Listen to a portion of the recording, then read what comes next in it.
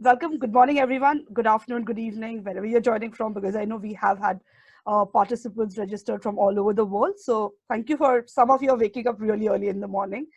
And so thank you for doing that. So we are Fireside Chats of Asian Pathfinders. I'm Pallavi. My co-host Shrez is my colleague, and Dhanasree, obviously everyone knows, she's a speaker for today. So the topic for today is climate change, geopolitics, and geoeconomics, redefining security studies and security policy. So just to let you know why we are doing these kind of events, why we are here, and just that we are a new entity. So we are an idea that was born out of having a platform for academics and practitioners and researchers to come together to have a constructive dialogue, especially during this time, right? The whole time of uncertainty, great uncertainty.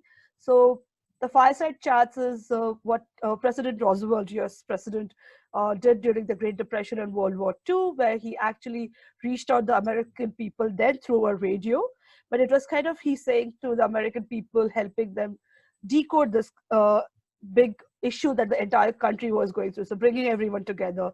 And that's just and for us, it's an informal way for all of us to connect wherever we are. So you might be in India, Philippines, Germany, anywhere, right? So please come join. We've had participants from a lot of places.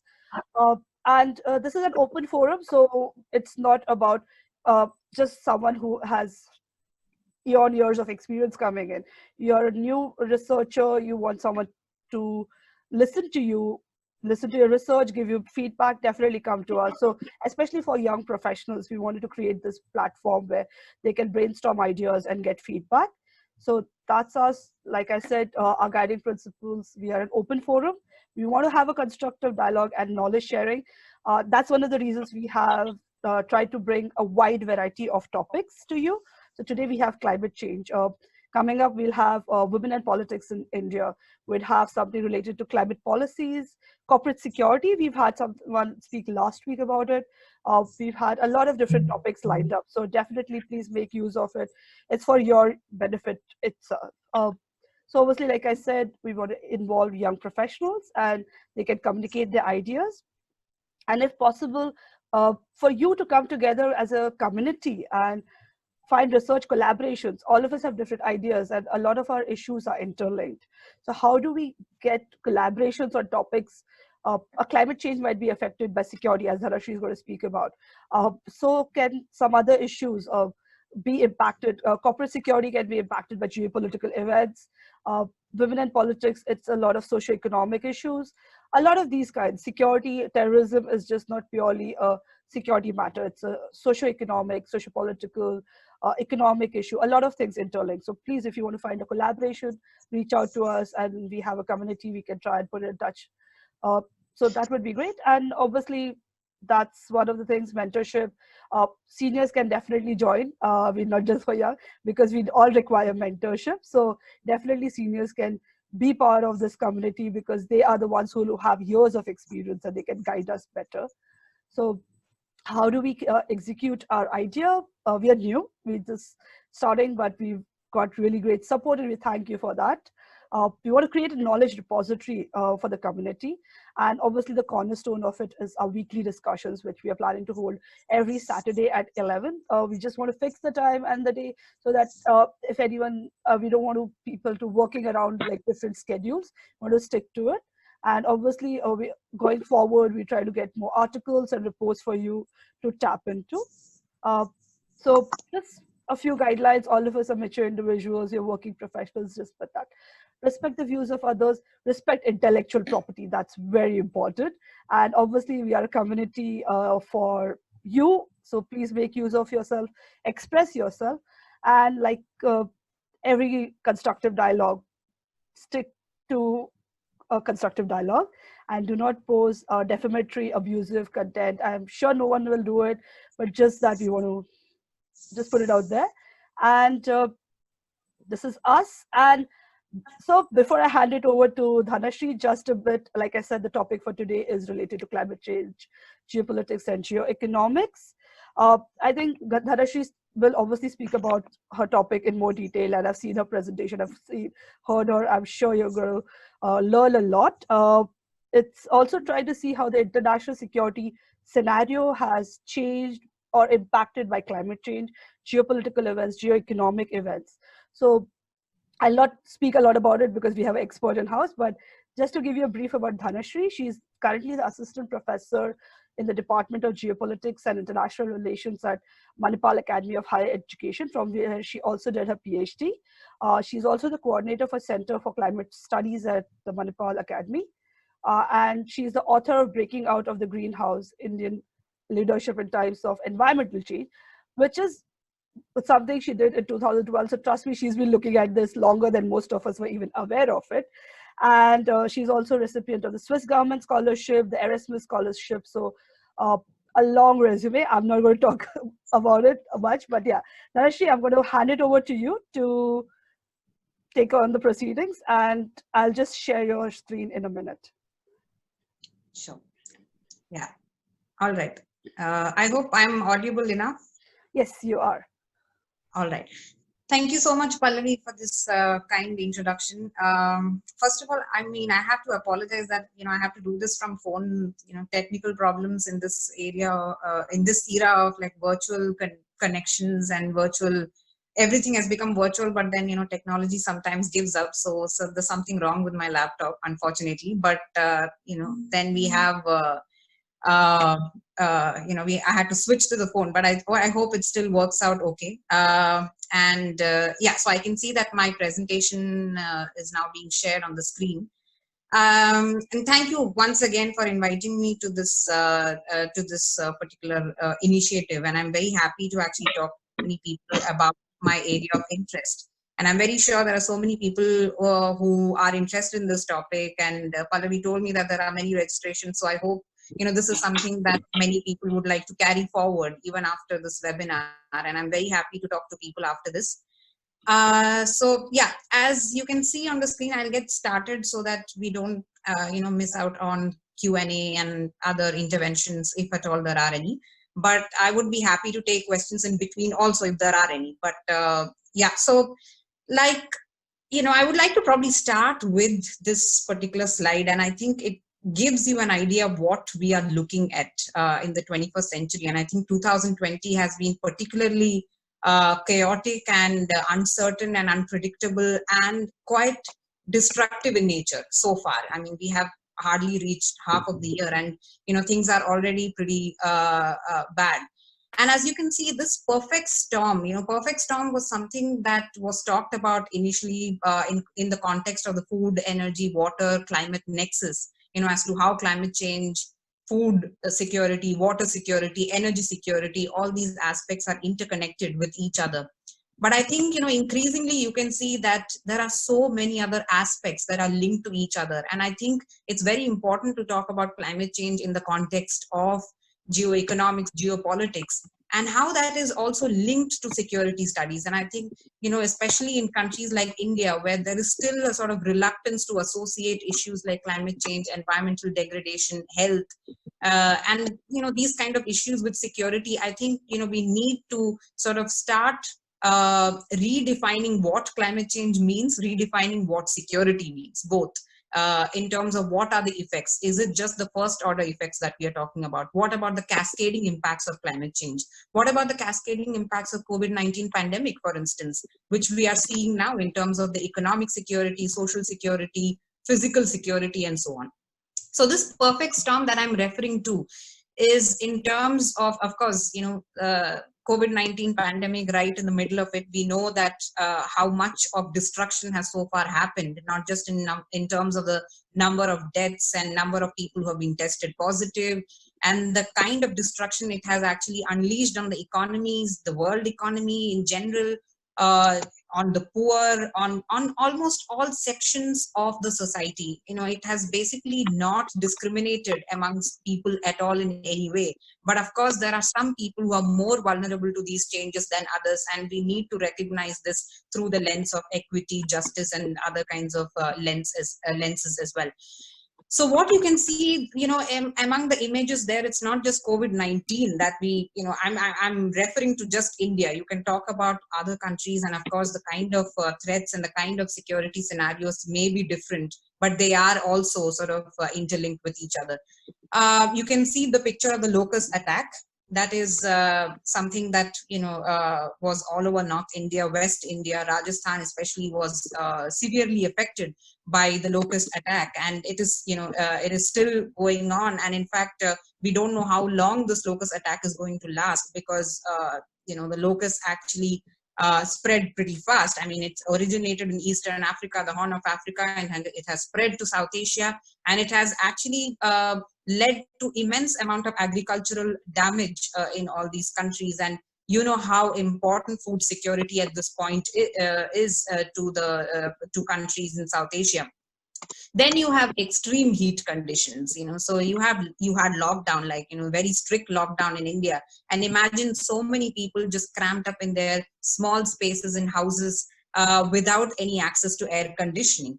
So extreme heat conditions have also added to the pressure on not just the government and the authorities and the disaster management authorities, but also people and communities who are also kind of underprivileged more than the others. Then the other two pictures pretty clear. One is Cyclone Nisarga, and the other is Cyclone Amphan. And I think the data is out, and Cyclone Amphan has led to almost $13 billion worth damages in India. So you can again imagine kind of pressure this is going to put on disaster management and disaster risk reduction in general in India. And Cyclone Nisarga, obviously, again, I mean, this Mumbai, just managed to skip the kind of destructive effects it has had on the coastal areas of some other parts of Maharashtra. What if it had happened in Mumbai, which is already under the pressure of handling COVID-19 pandemic? So, so all these issues have come together at the same time. So what kind of security scenarios are we looking at futuristically? And even today, like, forget about futuristically, how are you going to manage security when you have so many issues that are intermingling with each other? That is something that I would like to also talk about in terms of how it may also affect conflict scenarios in different parts of the world. Next, please. Next slide, please, Pallavi.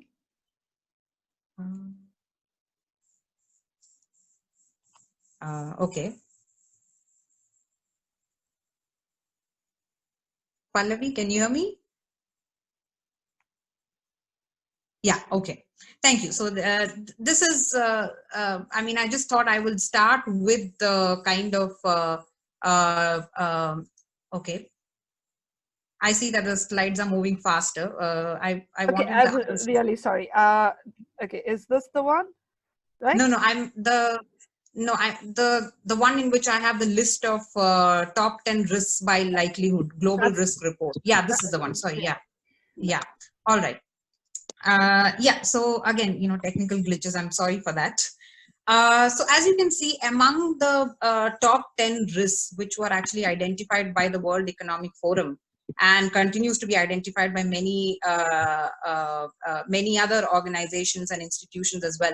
So you can see that there are at least 5 or 6 environmental risks that are primarily in terms of extreme weather events, climate change mitigation, adaptation, natural disasters. I mean, of course, I have a problem with designating disasters as natural, because I don't think any disaster is natural, because it totally depends on the kind of preparedness that we have, and it also depends on the kind of infrastructure that we have built, the socio-economic infrastructure, the technical infrastructure, everything that is the ecological infrastructure, and how much destruction we have actually caused to these systems. It totally depends on that.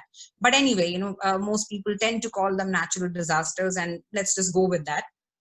Of course, environmental damage and disasters. So you have so many water crises. There's so many issues which are linked to environment and are directly linked also to the security scenarios that we see. And if you have almost 5 or 6 of them in the top 10 risks, you can imagine what kind of security scenarios it can shape. Next slide.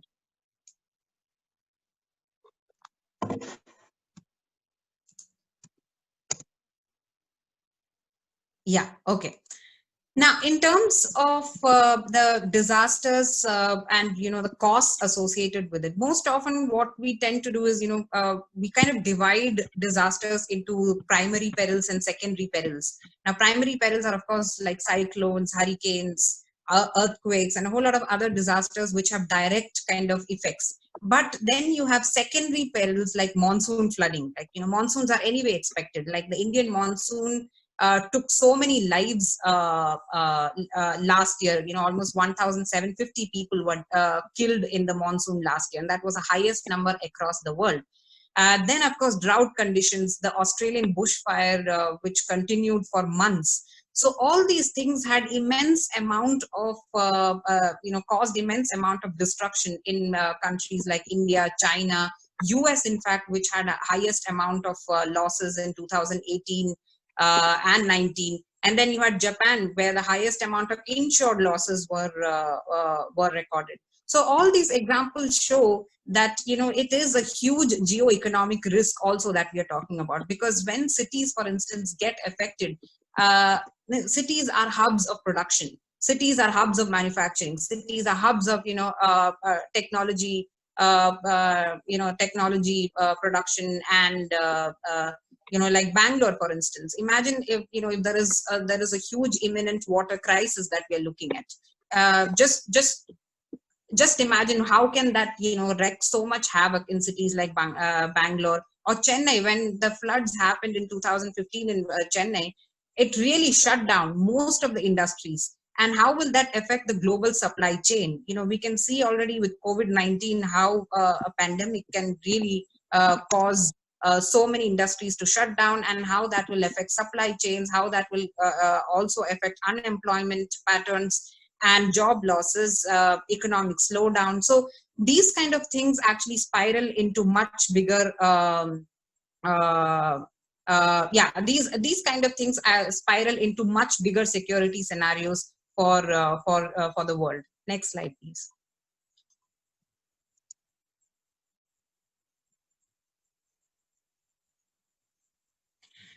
Yeah, so this slide gives you a sort of conceptual framework on what security means. And I think it is very important to rethink over what security means and how should we exactly talk about security when we talk about when we talk about policies to deal with security challenges. Now, of course, you tend to kind of divide security into national security, human security, traditional security, non-traditional security, comprehensive security. There are umpteen number of ways of defining security through multiple means.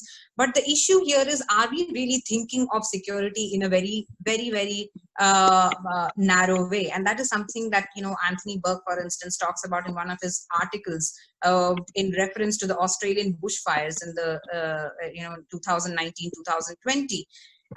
Did we actually invest so much in security matters in terms of prioritization? Have we lost out on actually spending on things that actually require a much more attention from the side of the government and from the side of the authorities and from the side of the people as well? So in terms of trying to designate issues as national security or human security, there may be a lot of trouble and there may be a lot of skewed understanding of, say, what is a line between traditional and non-traditional security. What is traditional today may become non-traditional tomorrow. What is non-traditional tomorrow may become traditional today. So so it's like the line becomes so blurred, it is impossible to say that, okay, climate change is a non-traditional security issue. In terms of priority, you can put it somewhere below. But we also must understand that it is climate change that also affects some of the very traditional notions of security, say, for instance, military preparedness, or say, for instance, economic security. Like I said, what if disasters lead to so much of economic losses that it becomes very difficult for a country to recuperate from those losses? And how does that affect the socioeconomic socioeconomic and demographic structure of a particular country? So that is something that we need to think about it. In addition to that, we also kind of forget the fact that humans are enmeshed in natural ecosystems. So probably we also need to move away from the anthropocentric kind of thinking that leads us to the understanding that humans are kind of, outside this natural ecosystems, and we can try to dominate them in some way or the other. Yeah, next slide, please.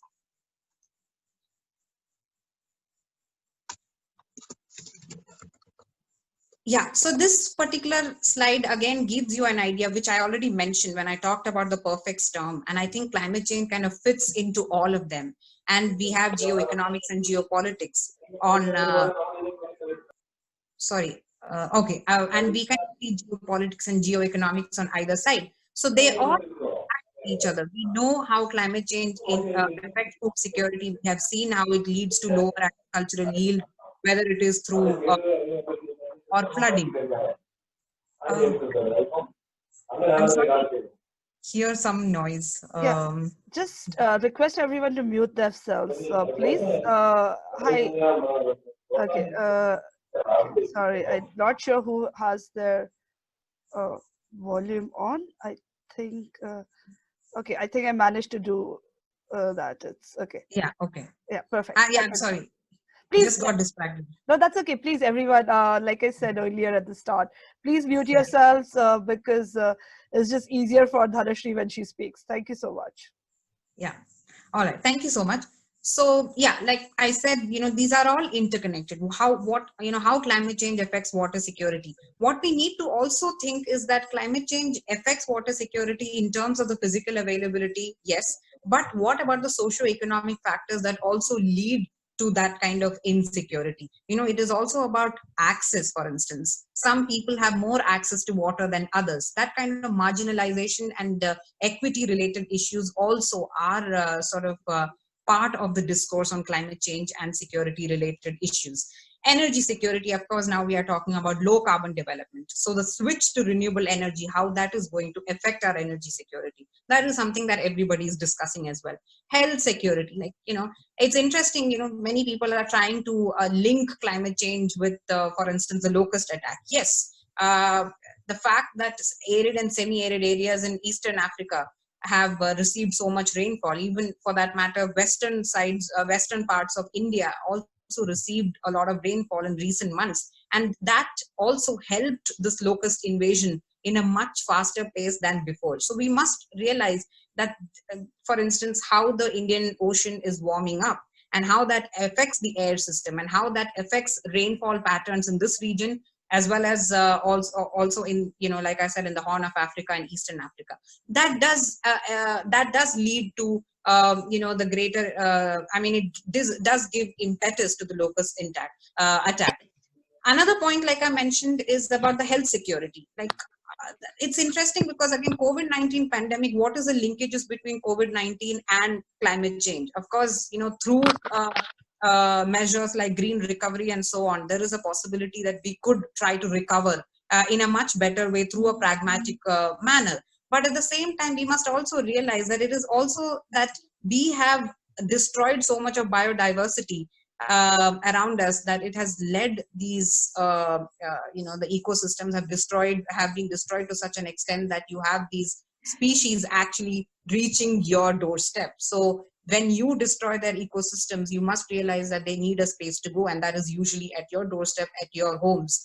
And that is what is something that many health experts are also talking about, that we need to preserve biodiversity and we need to stop this extinction of species that is happening all over.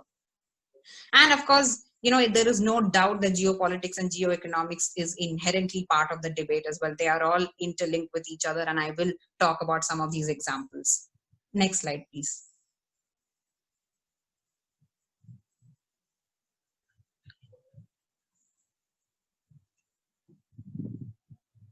Okay.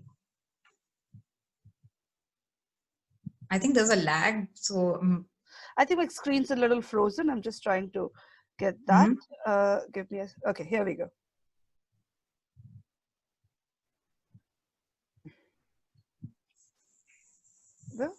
Yeah. Yeah, so if you want to link climate change with security, there are various ways of doing it. Of course, academically, you can say climate change causes desertification, drought, floods, cyclones, rising temperatures. It is associated with human security risks, like I said, impacts on water, food, energy security. It affects livelihoods, for instance, that are farmers who are dependent on agricultural systems. We know how much of that has also impacted, for instance, rural to urban migration, displacement because of disasters and other kinds of changes in the climate, destruction of human environment systems, which also has implications for health security. Other types of security risks, if you're trying to link it to conflict dynamics, that is where countries like Afghanistan, regions like Sahel become so important, where climate change is an important factor. And most often when you talk about sustainable peace, sustainable development, we tend to forget about the conflict dynamics, and how do you also make sure that the kind of policies that you're trying to implement in these countries is conflict sensitive in nature. I'm talking about climate policies, but at the same time, the conflict resolution policies also need to be climate sensitive. Otherwise, the peace is not lasting enough. So societal and political instabilities because of weaker institutions or lack of legitimacy of the state, all these factors also feed into the kind of armed conflicts or extremism that we see in many parts of the world. Yeah, so if there are any questions until now with regard to the the conceptual framework or the kind of interconnections that I try to build between different issues, I would be happy to take them. But otherwise, we can go to the next slide. Yeah. I think just one point, Dhanasree, which keeps coming up in all the climate discourse, the alarmist nature that people talk about, especially related to climate migrations or other kinds of crises. So if you can just give us a brief about that, and we can then move on. Yeah, that's actually something we need to be wary of. That linkages between climate and security, especially in reference to conflict and migration, is still being established. I don't think we are yet there to actually talk about, okay, this is very deterministic kind of linkages that we can build. So there is this alarmist kind of discourse on how the Syrian conflict, for instance, was exacerbated by climate change and water scarcity, and because of that, you had swarms of Syrians and also a lot of people from West Asia who are migrating to, for instance, Europe. Right now, that has been built as a security issue in a way that is alarmist in nature, because then you're trying to raise these border fences. You're trying to say that these people are dangerous to your security. That kind of discourse becomes problematic because it polarizes the entire discourse, and nobody wants to kind of polarize the discourse. And I mean, of course, there is a lot of polarization happening otherwise, but I'm saying, like, with respect to policy making, this kind of tends to put things on the wrong side of the debate, and therefore there will be some sort of paralysis. It's the same between India and Bangladesh. There was always talk about how climate migrants from Bangladesh are going to flood India, right? Now that becomes problematic because we've always had migrants coming into India from Bangladesh, and that may not be entirely related to climate change. So how much of it is related to climate change, how much of it is related to political and socio-economic aspects, is something a line cannot be drawn that easily, because in the end it is all interrelated with each other. So we don't have to be very deterministic about these things when we talk about climate migration or climate conflict. I mean, it's impossible to say that it is water scarcity that caused the Syrian conflict. There are so many other issues that played into that conflict. So we should not be very deterministic, and when we try to theorize, or when we try to build empirical evidence based on these issues, we need to be very careful. Yeah. Next slide. Yeah.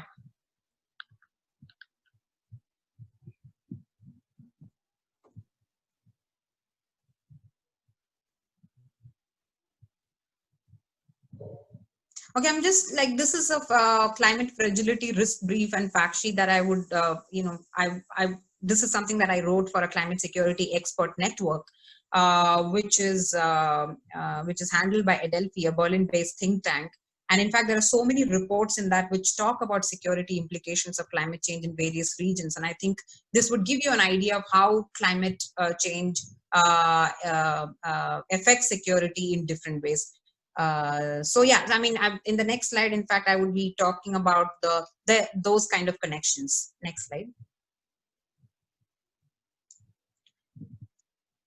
I'm just going to briefly talk about regional tensions. For instance, one of the things that often is talked about in the subcontinent is about regional tensions that could arise because of water conflicts, right? Because of water sharing disputes between India and Pakistan, or India and Bangladesh, now India and Nepal as well, because of border disputes kind of having these overlapping issues, overlapping problems with the water sharing as well.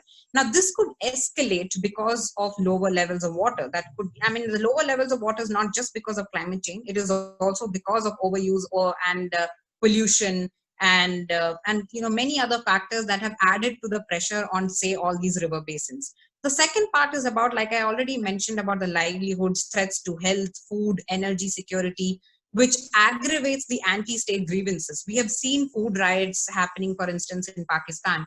We have seen similar kind of conflicts also happening in, say, Bangladesh. Especially in Bangladesh, you have so many people who are moving from the coastal areas, which are affected by sea level rise and salination and those kind of issues. They're moving into cities like Dhaka and Chittagong in huge numbers. That kind of puts a lot of pressure on these cities, which are already very densely populated. That kind of also leads to conflict between different resources. Another aspect is about irregular migration and urbanization, which I mentioned in the case of Dhaka, for instance. And finally, it may also lead to, for instance, increased recruitment by criminal organizations and armed opposition groups. And one of the examples here that I can give you is Jamaat-ud Dawa in Pakistan, which actually exploited several disasters to provide disaster relief to people, because the state was not there to provide the disaster relief. So that became like a golden opportunity for these groups to actually go around recruiting people and also show themselves as legitimate actors in a country like Pakistan. So that kind of, some trend may build up, maybe something that people might want to build upon, or armed opposition groups or terrorist groups might want to build upon in the future as well. Yeah, next slide. Now, another example, Another example, I'm just going to, continue talking so that I don't lose time here. Another example that is often talked about is the Sahel region. Lake Chad, for instance, which is shared by Chad, Cameroon, Niger, and Nigeria. These are the countries that share it. And you have Boko Haram, which is the main terrorist organization that is known for so much of violence and killings and terrorist activities in this region, which is also sort of linked to how Lake Chad is. Now, there was always a talk about Lake Chad shrinking, right? So this is probably in the news all the time, that Lake Chad is shrinking. But, if you read this report by, again, Shoring Up Stability, Addressing Climate and Fragility Risks in the Lake Chad region, which was released by Adelphi in 2019, it gives you an idea that actually Lake Chad is stable. It is not shrinking at the levels that most newspaper reports are talking about. It has shrunk a lot, of course, since the 1960s. But since 90s, it has largely been stable.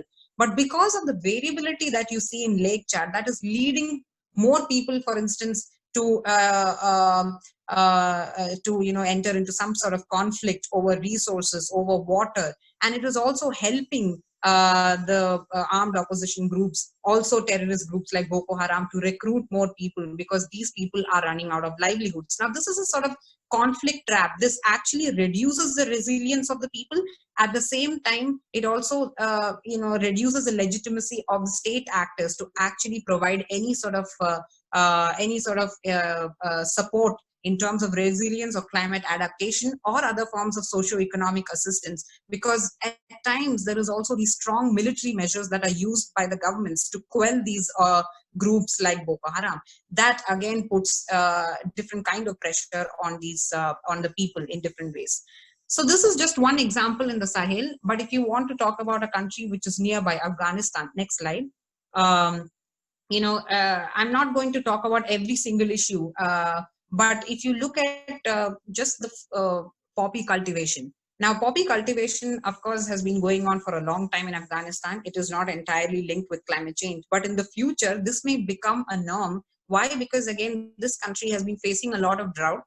There is a lot of water scarcity issues. Of course, the government is, right now it is going through this transition period where there are a lot of problems associated with how to integrate Taliban with the government and how much of money, revenues are going to be generated with poppy cultivation. But poppy is a, water drought resistant crop, and it is easy for most people to actually switch to that. So again, this is some issue that this is an issue that anybody who wants to actually build peace in Afghanistan, if they're actually interested in peace building in Afghanistan, will have to take into consideration in the long term, because here we are talking about short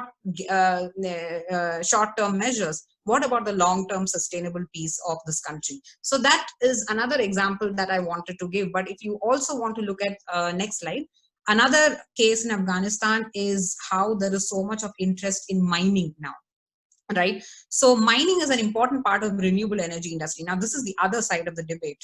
Now, without mining, without lithium, cobalt, and a whole lot of other rare earth elements, the kind of advancement that you see in renewable energy expansion may not happen. How is that going to affect countries like Afghanistan, where you have copper mines, you have lithium mines, we know about the Chinese investments in copper mines, etc., right? So, with this increasing focus on renewable energy, there is going to be more focus, of course, also on mining of these elements. This is a problem even in countries like Congo, where you have mining activities going on, and how that actually may lead to further environmental destruction, and also further maybe conflicts between different groups and ethnic groups and so on. So that's another example. Next slide. Now this picture, okay, I will actually wait till the picture comes up. Yeah, so the picture that you see on the screen here, I don't know how many of you know, this is a Cox's Bazar in Bangladesh, which is a highly vulnerable region. We know that the Rohingyas, it's the largest refugee camp, one of the largest refugee camps in the world, and it is highly affected by flooding, extreme weather events, cyclones, deforestation, landslides, and a whole lot of other different kinds of environmental changes. It's not just climate change we are talking about, and this affects, of course, the security of the people there, who are also vulnerable to different kinds of vector-borne diseases, because it also affects water, sanitation, all those other aspects.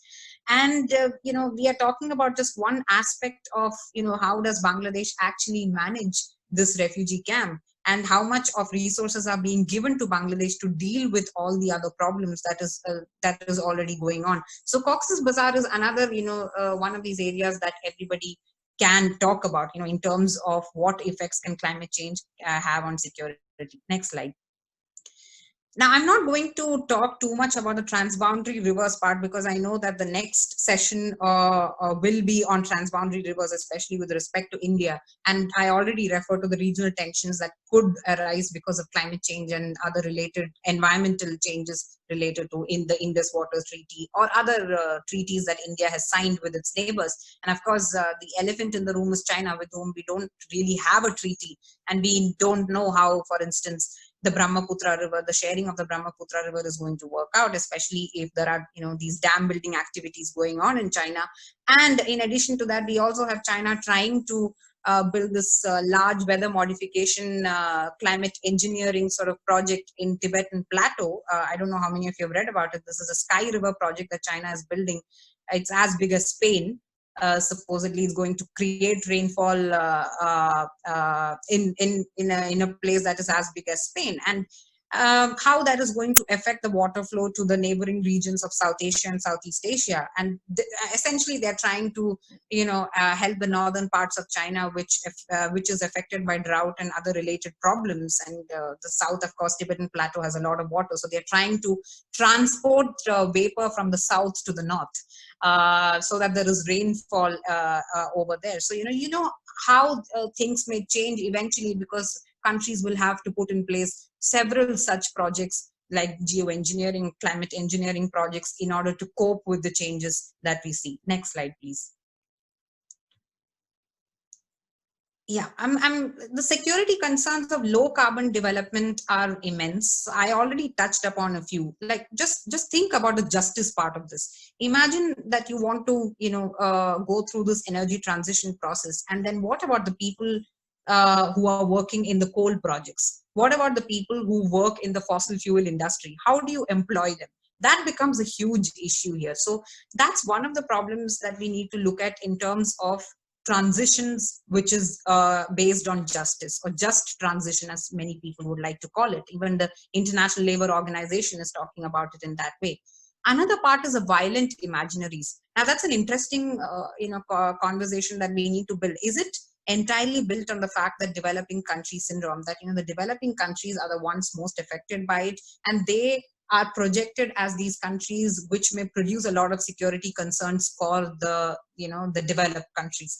That imaginary should also be questioned to the maximum extent possible. Otherwise, again, the kind of research that we do becomes biased against the developing countries and the kind of realities that we face in countries like India. Of course, marginalization and dispossession also becomes problematic. What if it reinforces the existing inequalities in the system? So, okay, you're trying to be all environmentally friendly and you want to transition to low carbon economy, but what if it reinforces the gender disparities, for instance? What if it reinforces the inequalities that exist between different classes of the society or between different sections of the society? That depoliticization of resilience, that you should be just left on your own to be resilient, and let's not think about the state intervention here, because resilience may come across as a term that is just like individualistic in nature, that okay, we need to be resilient, let's not depend on the state to do that.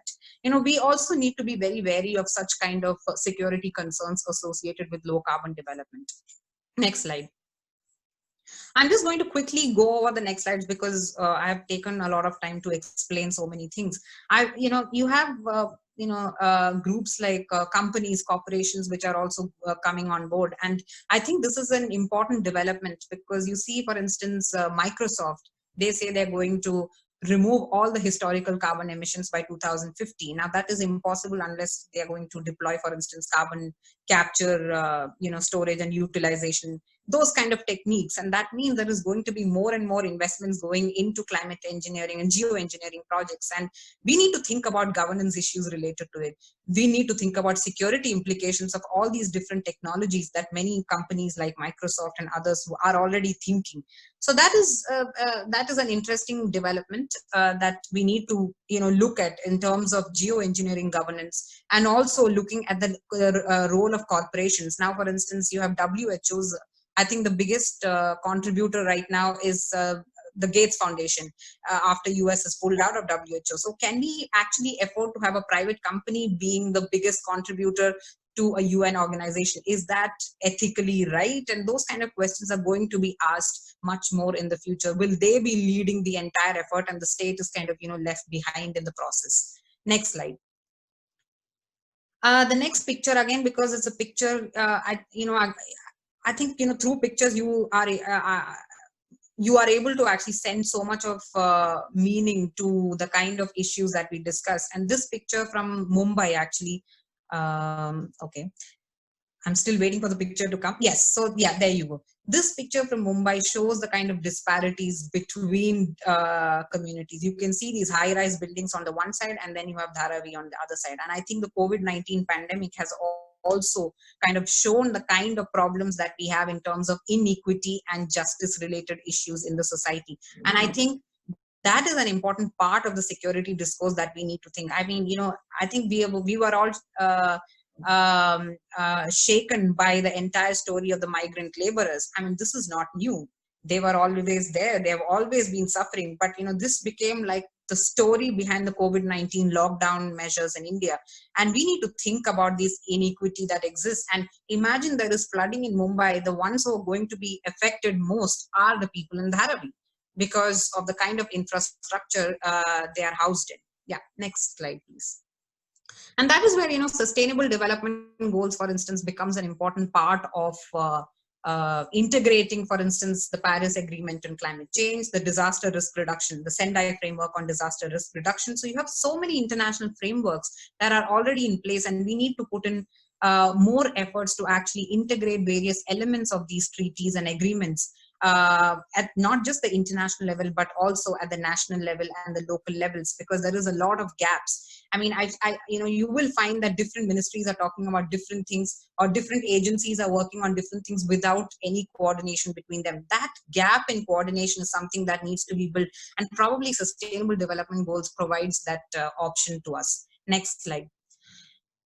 So yeah, I mean, I just would like to end with this idea of green recovery that we are talking about in terms of COVID-19 pandemic. And this is an interesting times, actually. This is interesting. These are interesting times for everyone, including social scientists, economists, public health experts, epidemiologists, everyone, to think about how are we going to go ahead. Are we going to go ahead in a business as usual? Are we going to somehow try to recover the economy in a better way? Or are we actually going to be more pragmatic in nature in respect to our green recovery, or trying to build infrastructure that is going to be more climate resilient, for instance? Are we going to invest more in renewable energy that will not affect the socio-economic dynamics of the population? So that is something that we need to think, and I think this provides us an opportunity to think on those lines in the future. Next slide. And this is my last slide. Actually, I was asking Pallavi, and I was thinking, probably this is the time for early career researchers and everyone, experts working in different areas. And I think sustainability research is something that cannot be done in silos, and that is why we need more and more co-production. And I've always talked to people from different sectors. Otherwise, it's impossible to know the different dynamics that are at work in different kinds of sectors, because everyone understands climate change in a different way. Every single community thinks about it in a very different way. So it needs to be context based. It needs to be pluralistic. At the same time, it needs to be goal oriented. And that is why the green recovery that we are talking about right now in terms of the COVID-19 pandemic and the crisis, and what kind of response we need for the future. I think this goal-oriented response is something very important in that respect. And of course, it needs to be interactive, where you have stakeholder engagement, where you have different kinds of actors on board interacting on multiple issues. And I think, co-production it's never easy. I mean, honestly, if you think about co-production, it's like trying to compromise on several things. So it may not be easy, but it is possibly the best way forward. Otherwise, we are going to leave several factors behind. All right, so thank you so much. That is just the end of the presentation there. But I'm happy to talk about various other issues if there are any, and also if there are questions and also inputs on these topics. I'm more than happy to listen to them. Yeah, thank you. Wow, Dhanasree, because I was sharing the screen, I did not see the flurry of questions coming in. Okay, so all right, I want to start with my question though, because I am the moderator, so I get that privilege. Basically, I think you spoke a lot, and thank you for the presentation first and foremost. It's very comprehensive for everyone to understand, and like you said, everyone has a very different understanding of climate change. So this whole idea of understanding from you who was working in this kind of field where there's an overlap of geopolitics, geoeconomics, and climate change. I think what you spoke about, that comprehensive approach to climate change and the security aspect. In your understanding, what have been the international, regional, local efforts of actually integrating climate change into the security discourse? Yeah, that's actually not much has happened. That's the interesting part. There have been a lot of discussions in the United Nations Security Council, but of course, this hasn't been something that is supported by all countries. Like even India, for instance, has never really supported this discussion of climate-related security challenges in the UNSC. But many countries want these discussions to go on, of course. But we have a UN climate security mechanism, which has now started to actually build on knowledge.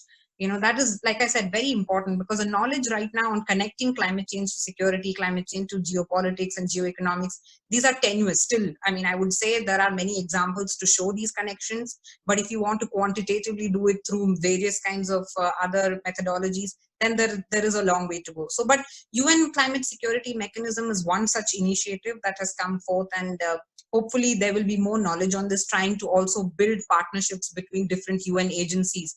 Now, like UNDP, for instance, is trying to get engaged in conflict resilient climate adaptation and climate resilience projects. That is something that is already happening. UNEP is also doing various kinds of projects, like, for instance, also turning the UN peacekeeping forces green, so that whatever post-conflict recovery is happening in many of these countries, that is green in nature, and somehow it also brings more opportunities, livelihoods, and more environmental sustainability on the ground. At the regional level, again, African Union has done some work as well on this aspect. ASEAN, to some extent, has talked about disaster management. SARC, of course, not as robust as some of the other regional organizations, but I feel that there is still, as I said, also mentioned, the coordination and the kind of integration that we need between different frameworks is still it's still gaping, and still something that needs to be bridged. Yeah. Okay. Sugandha has a very basic and I think very important question. But in your opinion, do you call it climate change or climate crisis? Okay. Climate change is, of course, scientific, and climate crisis becomes more integrated with the social dynamics, economic dynamics, and what we see right now is, of course, climate crisis. Some people would like to call it climate emergency, which is a much more extreme way of putting it, to say that we have seen so many destructive developments in the past 5 or 6 years, and I think 2018 and 19 especially were, no country was spared. So we talk about the developing countries being more vulnerable, and if you look at the kind of losses that US, Australia made in these years, it was humongous. And I don't think this is something that affects only one or two countries. So I think climate crisis would be the right word to use in terms of, its interconnections with different sectors. Climate change is, of course, it's scientific. The term is scientific. Yeah. All right, perfect. I think I'm just going to try and combine a couple of questions for you, which are related.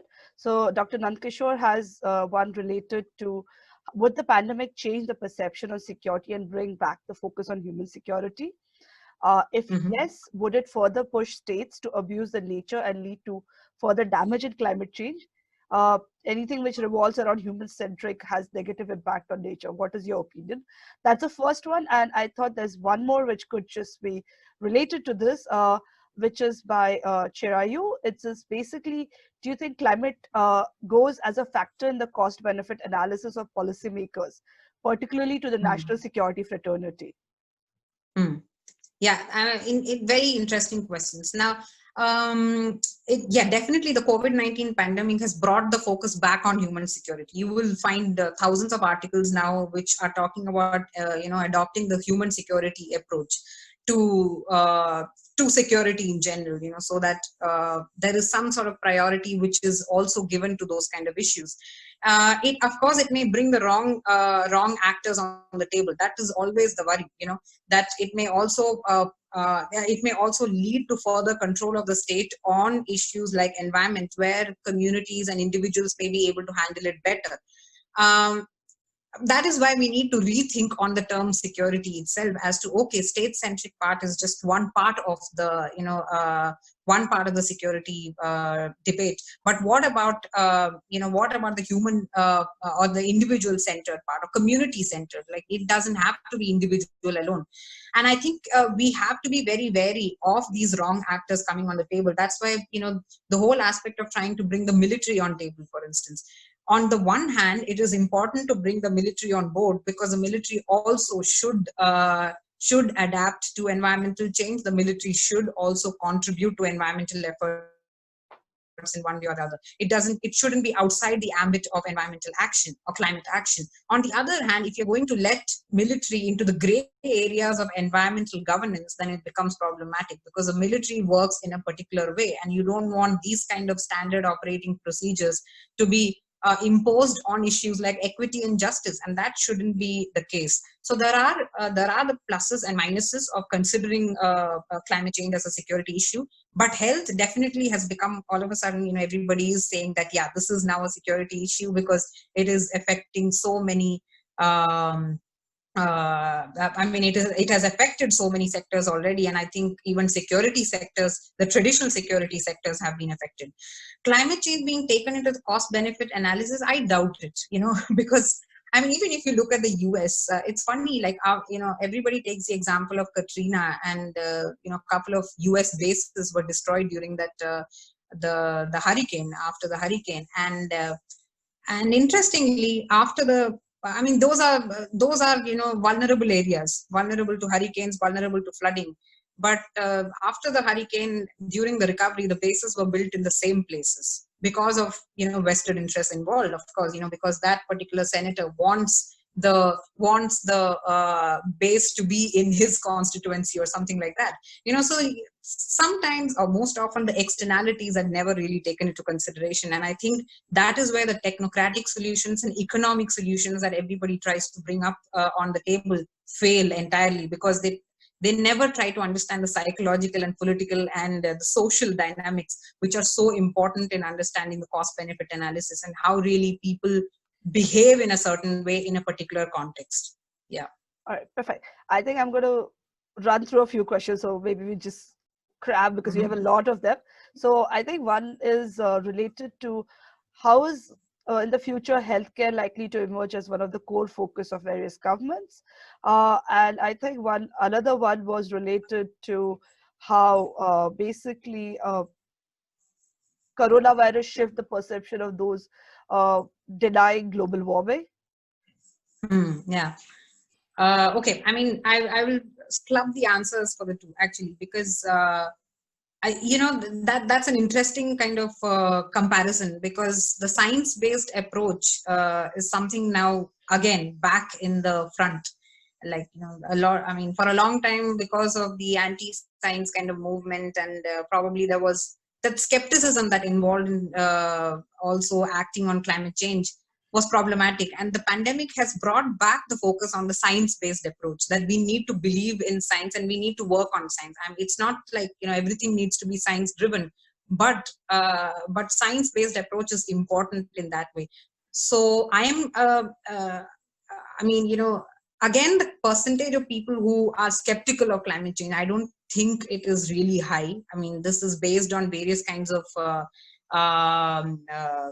surveys and everything run by various news organizations and other media outlets, and I don't think it's really high. So we don't have to worry about the anti-science movement that is going on, or even the populist kind of governments are not really going against climate change. We are talking about one or two governments which are talking in terms of the climate skepticism, but the other governments around the world are not really anti-climate change. They want to do something about it. It's just a matter of time, and probably, I hope, this kind of climate crisis would urge governments to act more. And the COVID-19 pandemic has also brought the focus on it, like I said, that science part, and also in terms of dealing with uncertainties, the unpredictable nature of the world. And so what we saw for a long time with climate change, there was not much action, and suddenly this one this one event has basically changed the entire world order in so many different ways. And then possibly this can also bring focus on back on climate change and other kinds of issues, hopefully. And in terms of integrating it with healthcare as well, because just the fact that you can invest more in rural health centers through decentralization of energy systems. That's where you have interconnections between healthcare and climate change at the same time. So you need to build adaptiveness, you need to build resilience at the same time. And that can be done through investing in both healthcare and climate change. And that is why I said we need more integration between, for instance, the Sustainable Development Goals and climate adaptation. I don't think they are different from each other. They should not be treated as different from each other. Yeah. Perfect. I think I'm just going to combine the last two questions. We have more, but I'm just in the interest of time. One is, I think, on the global level, would the Paris goals, right? So with the whole pandemic and governments trying to fight a pandemic, do you think climate goals, especially related to the Paris conference, are going to take a backseat, possibly, at least in the near future? And I think another question is the Indian leadership proactive in, so this is more on the Indian leadership, I guess, on following or implementing these climate laws that or environmental changes that are required? Yeah, I'll start with the second question actually. So this is something that I keep hearing that, is India proactive, or, are there enough environmental laws in India? And I always look at the number of environmental laws existing in India. There's so many. We have one of the largest so-called network of environmental laws. We have a green tribunal, we have everything in place. It's just that the enforcement is not happening as it should be, so that is where the problem lies. I think we have enough laws, we have a lot of policies, good policies. Climate change action plan is obviously there as well, but yeah, it needs to be strengthened. Now we are talking about also a health action plan as a part of the climate change action plan, because we're talking about people who are vulnerable to extreme heat, who are vulnerable to vector-borne diseases in unknown areas, like so you had the Himalayan ranges, which were not really affected by vector-borne diseases, and now you have these diseases actually being seen in countries like Nepal, Bhutan as well. Now, those kind of issues will have to be dealt with in a much more urgent way. So I think we have a lot of policies. It's just that the implementation is taking time, and there needs to be more resources. That is also, I don't think, our resources are so sparsely kind of,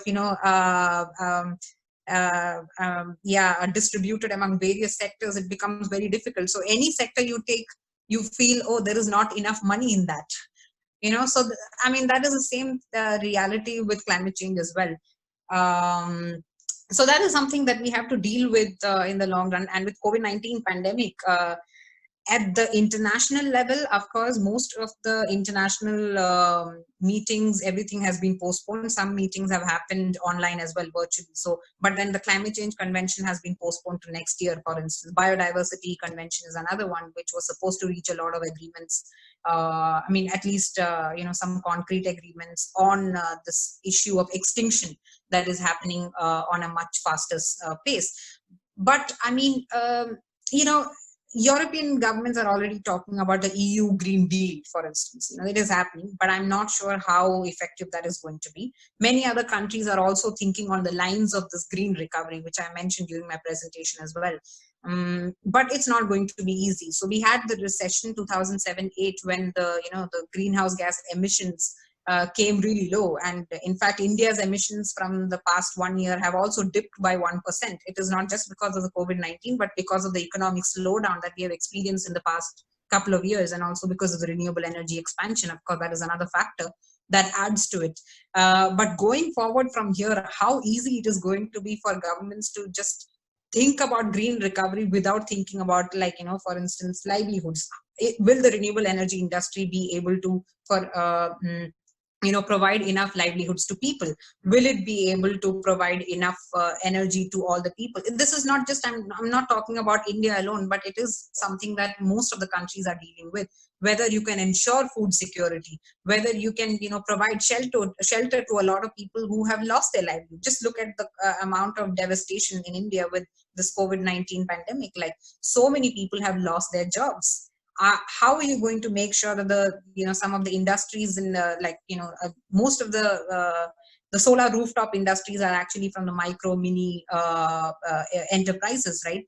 So medium enterprises, and they have suffered a lot during this lockdown measures. How are you going to pump resources into them in order for them to stand back on their feet very soon? So those kind of issues are still, we don't have answers to them. But of course, a lot of people are talking about a very, very pragmatic approach, like I said.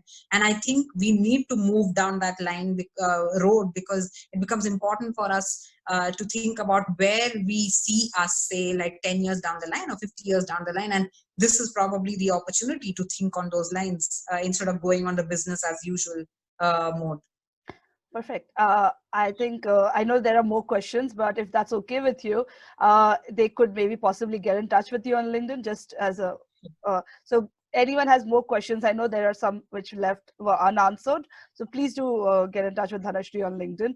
Dhanasree, before I close for this, I know we've spoken about climate change, and it somehow just looks like a very grim picture when you think of climate change. One positive note before we wrap up the session, so that there is something positive out of it, maybe, that you see coming out of this. Yeah, I think I sort of said something positive about the how we move on from here. I have a feeling that mostly governments and people in general would like to move in a way that is more like I said, builds resilience into the systems.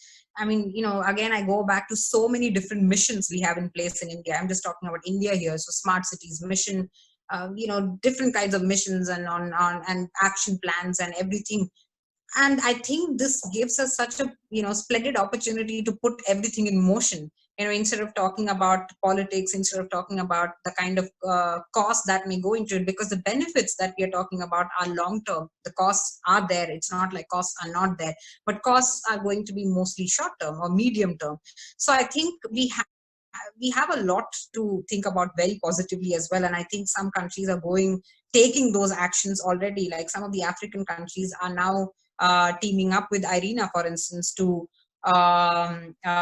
renewable energy agency, to actually build healthcare centers in their rural areas that are solarized, that are run by solar energy, because these rural areas did not have access to healthcare in the first place. So this was the opportunity they used to actually put in place an healthcare system, at least in rural areas. So I think something positive has come out as well. And there are a lot of positives. Community engagement has actually increased at all levels. We don't have to depend on the state for everything. So community engagement has risen. And I suppose many corporates are also going to come forward in terms of making their what is a business model that you're going to have if there is another pandemic 2 years down the line? And what if this pandemic never goes away? Like, how are you going to deal with different issues related to that? So I think many people are already thinking on those lines, and as to how they manage different kinds of disruptions. And that could be the positive from this COVID-19 pandemic, that we need to take it from this. Perfect. Thank you so much, Dhanasree. I am very sure I definitely learned a lot, so I'm sure a lot of the other participants also did. Thank you all for attending today. Like I said at the start, if you missed it, we are doing these sessions weekly, and I think Dhanasree has really led up to our next session, which is by Aditya. Aditya, I know he's still online here. Aditya Pillai, he's from Center for Policy Research, and he'll be speaking on more specifically what drives the climate change policies of India. So I think that should be a very interesting session. Thank you so much for coming today, joining us, staying around, and definitely we look forward to the future sessions, and we will definitely send you the details of the future sessions by next week, early next week. Thank you so much. Thank you, Dhanasree. Thank you for this wonderful presentation. Thank you so much, Pallavi. Yeah. Thank you. Bye. Bye.